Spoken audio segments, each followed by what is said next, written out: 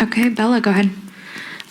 Just, 31 points scored in the second quarter, but then outscored 45-29 in the second half. What would you say was the difference in that second half in particular?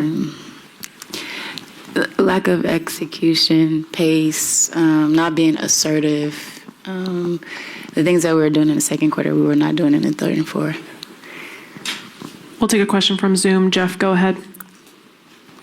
Yeah, Coach, this is one of your probably most talented rosters, but there just seems to kind of be, I don't know if it's a disconnect or what exactly, but, the record's probably not where it should be.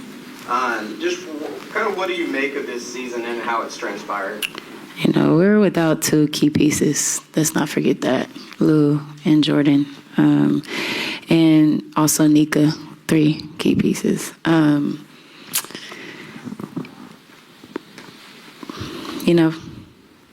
We are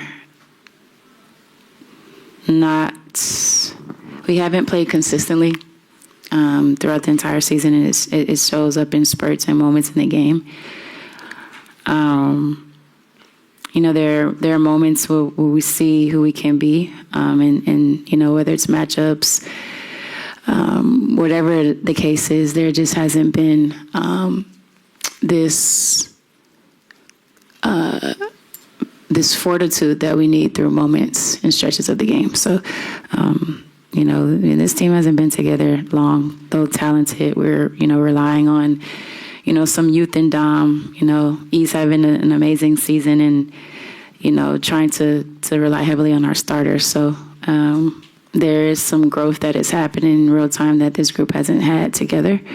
And we're just taking the lumps and the bruises with it. Coach, have you had a chance to do any self-scouting while you're watching film? And if so, what are the areas for your improvement that you've noticed? Self-scouting for who? For yourself. What do you, can you explain your question? My question is, when you're watching film, are you able to watch film and do some self-scouting of yourself, whether it be rotation, plays, personnel? Have you done that? Are you able to do that? And if so, what areas of improvement have you identified? I'm not sure how to answer this question. Are you talking about evaluating myself as a coach? Is that what you're talking about?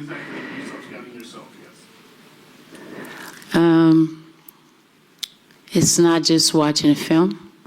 I evaluate myself every day. In the game, whether it's, what are you talking about? Rotations, play calls, all of those things. There's a lot of areas of improvement. I'll just say that. All right, Charles, go ahead. Coach, I know pregame you mentioned the length of this Liberty team. I know they had 10 blocks in this one. What did you see about? Yeah, they switched. Phoebich is 6'4", perimeter player. They pressure the basketball. A lot of length and congestion. I thought we executed decently against their zone. But when we're in a half-court situation with that length, it becomes difficult with our size. We don't match up size to size with them from every position. You know as well as anybody how good of an offensive player Stewie is. What makes her as effective as she is at the defensive end, kind of in the way that she was tonight? Her ability to get to the free throw line. She almost took more free throws than us as a team. She's able to shoot the three, get to the lane. She's running a lot of initiating actions. And then defensively, she's just long and lengthy and able to switch up and alter shots, block shots, just be the 7-foot wingspan that she has. I'm able to utilize that to her ability. Coach, I know it's one game at a time, but now the Storm's chances for playoffs also depend heavily on the result of other teams' games. Mm-hmm. And you play on Tuesdays, so there are a couple days they're going to have to just be waiting and waiting. What's going through your mind, and what and how do you also help your players navigate those days and get to that Tuesday game, knowing that that's probably the game that's going to decide it? Yeah, that's the sole focus, is when they win the Tuesday game and let the chips fall as they may, when we're in, and, not have to rely on what happens with whatever team. So that was the focus today. We didn't do that. We have another opportunity on Tuesday, and that's what our energy is going to be focused toward. Final question. Bella, go ahead. You mentioned the inconsistency this season, and it's sort of been a conversation throughout the season. What are the keys to consistency, and are there any teams either this season or historically that you think sort of embody the consistency that you need to see? A lot goes into consistency. Your habits, your work, your preparation before getting onto the floor. Understanding moments in the game and how to conquer those moments. Attitude-wise, not being too high, too low, having mental fortitude in that capacity. There are a lot of things that go into play, not just schematically X's and O's. There are things that, as an individual, we have to conquer, and as a group, we have to conquer as well. So that's part of it. And, our team has changed from the beginning of the season until now. Part of that is finding some consistency with one another, minutes, reps, all of those things. So a lot of different iterations of ourselves this year.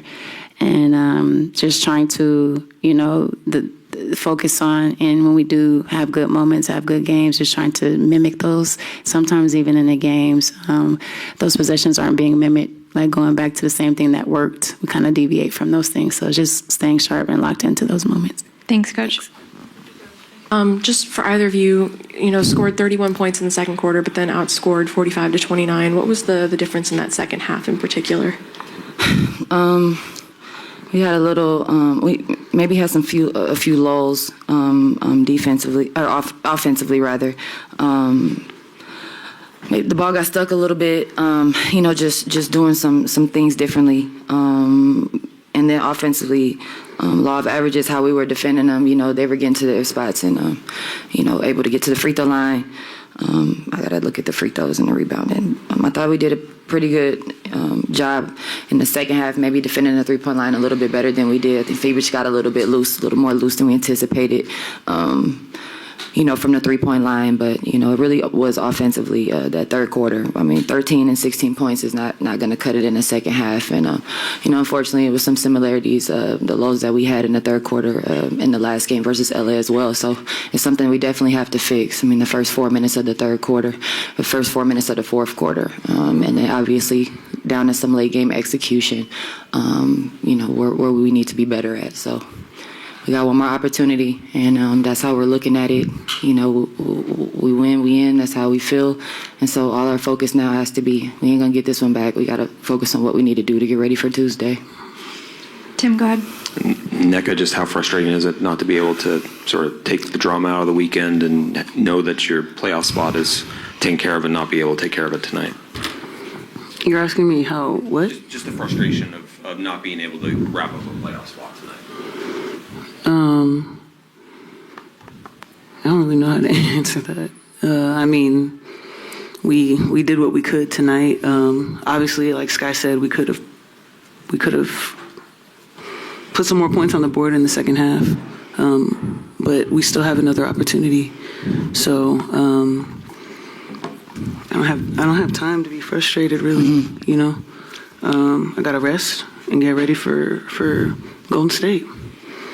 We'll take a question from Zoom. Jeff, go ahead. Yeah, Nneka, you've been on a lot of great teams over your career, 2016 championship Sparks team. This roster has a lot of talent. What do you see as maybe the difference maker? What is kind of the disconnect? Because there has been a lot of, blown leads and losses this season that kind of are unexpected. I'm sorry, that's another question I don't know how to answer, to be honest. Every team is different, even on championship teams that go back to back. quite frankly, I don't like talking about teams that win and teams that advance don't talk about it. To be honest, in my experience, they talk about the day to day. They do the day to day. They do the small things, and yeah, I think that's in my experience that's what I know. We know that we have a talented team, and we've seen that talent.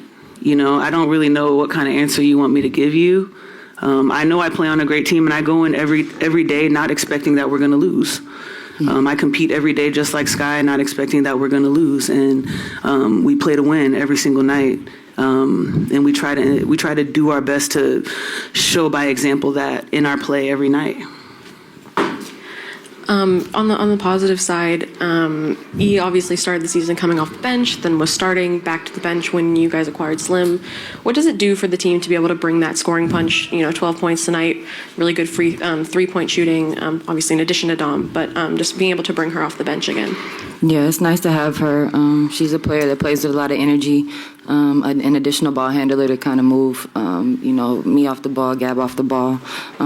Her pace is great. She's great at pushing the pace for us, and she has great chemistry with the starting unit, and the second unit because she runs. So she has great chemistry with both units because she spent so much time as a starter, but she also runs second unit in practice. So it's her chemistry that she has with other players, the energy that she plays with, her pace, and obviously her ability to shoot the basketball.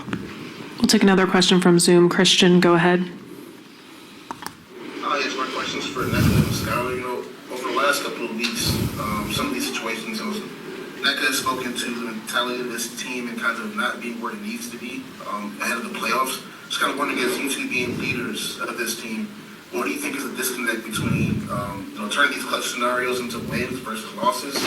Going to the playoffs, considering a lot of these teams, you beat, but the under 500 teams have been the most struggle. I promise you, I swear I'm not even being facetious. If we had these answers to these questions, you know what I'm saying? This game is tough. It's hard to win in this league. It's hard to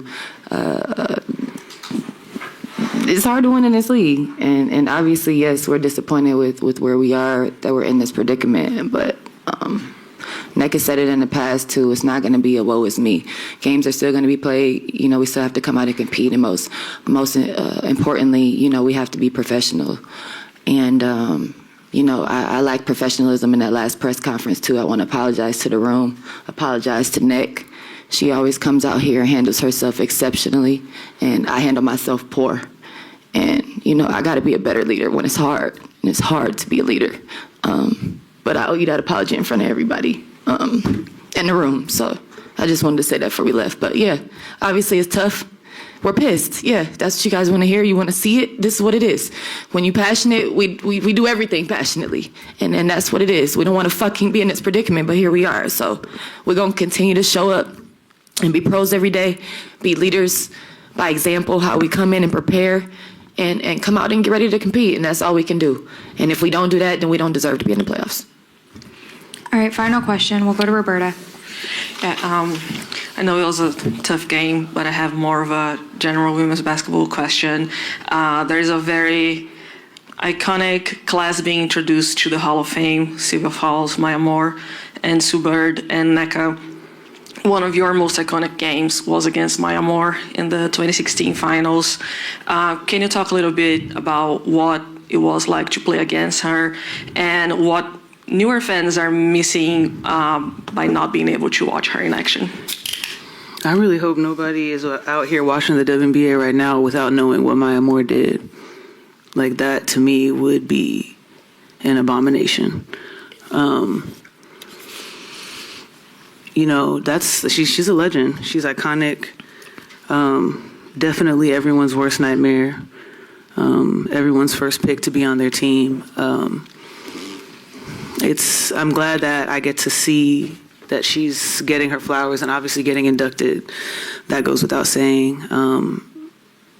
Me and Sky talk a lot about playing in that generation. The 2010s was a serious time for basketball, and I'm very grateful to not only to have played in that generation, but to have been raised by a lot of those players. That's why you see us up here being, like Sky said, passionate about what we do. It's hard to win in this league, but we hate to lose, you know? Like, we really don't like to lose. But at the end of the day, games got to get played, and someone's going to win. So I'm grateful that Maya is someone who allowed me to understand that, challenged me in ways that I never thought that I would be challenged, amongst, of course, that cohort of players. You know, you got Sue and Sil up in that class, and it's kind of crazy too, coming to these gyms and like seeing all the players that you played against in the rafters. So I'm just grateful to be here and to continue to uphold the legacy that they all built. Thank you, Nneka. Thanks, Sky. Thank you.